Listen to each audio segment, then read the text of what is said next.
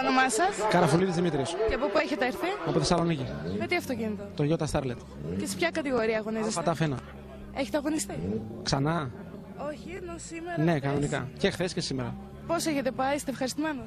Για πρώτη φορά μετά από πόσο καιρό που έχει να τρέξει το αυτοκίνητο πήγε αρκετά καλά. Ένα πρόβλημα μόνο στις μπαταρίες επειδή έμεινε από ρεύμα. Σήμερα το βελτιώσαμε και κοιτάμε τώρα όσο γίνεται, στις κόντρες που θα πάμε να είναι ακόμα πιο καλό. Ο χρόνος σου? 18. Είσαι ευχαριστημένος? Δόξα εδώ για πρώτη φορά, καλά είναι. Μου είπες ότι έκανες κάποιο διάλειμμα. Καταρχάς το λόγο. Είχε κάποια προβλήματα το αυτοκίνητο λόγω φόρτου εργασίας, το αφήσαμε λίγο, το παρατήσαμε. Τώρα πάλι λίγο άρχισαμε να το παίρνουμε λίγο ζεστά, γιατί αυτά τα αυτοκίνητα, άμα τα παρατήσεις, σε παρατάνε και αυτά. Εσύ μπορείς να σκεφτείς τον εαυτό σου να μην τρέχεις? Όχι, αυτή τη στιγμή όχι. Ήδη καμιά φορά που καθόμαστε απ' έξω είναι πολύ δύσκολα τα πράγματα. Προσπαθούμε να αποφύγουμε κιόλας, εγώ προσωπικά να μην έρθω κιόλας γιατί το βλέπω και δεν γίνεται, δεν μπορώ. Ποιες είναι οι ιδιαιτερότητες του αυτοκινήτου σου? Δηλαδή, Τι έχεις αλλάξει? έχει γίνει από 1600 κυβικά 1800. Πολλαπλή άλλη εξαγωγή, άλλους κεντροφόρους, κυβότιο άλλο πιο καλό, πιο ενισχυμένο και μετάδοση στα ημιαξόνια και στα άκρα.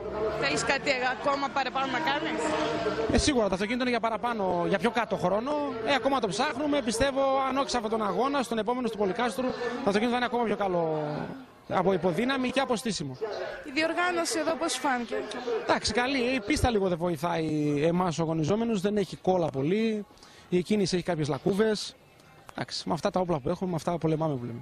Για όλα αυτά τα λάθη, ας τα πω έτσι, ας τα χαρακτηρίσω, εσείς που βρίσκετε, έχετε ενημερώσει αυτούς που πρέπει? Το ξέρουν και οι διοργανωτές και η πίστα των Σερών το ξέρει, αλλά το θέμα είναι ότι δεν γίνεται τίποτα. Αυτό είναι το θέμα, ότι κάθε χρόνο τα λέμε, κάθε χρόνο, γιατί η πίστα άμα δεν τη βελτιώσεις, παραμένει όσο περνάει τα χρόνια γίνεται χειρότερη. Πιστεύεις ότι υπάρχουν αρκετές συμμετοχές? Για αυτόν τον αγώνα όχι. Για ποιο λόγο? Το λόγο πιστεύω είναι η πίστα καθαρά, γιατί γλιστράει πολύ και αυτοκίνητα τέτοιου είδους, δηλαδή σαν το δικό μου και άλλα στην πιο μεγάλη κατηγορία, αντιμετωπίζουν ακόμα μεγαλύτερο πρόβλημα και υπάρχει φόβος ζημιών. Και κάθε ζημιά σε αυτά τα αυτοκίνητα, ειδικά στη μετάδοση, είναι πολύ δαπανηρή. Να σου ευχηθώ καλή επιτυχία. Ευχαριστώ, να είστε καλά και εσείς.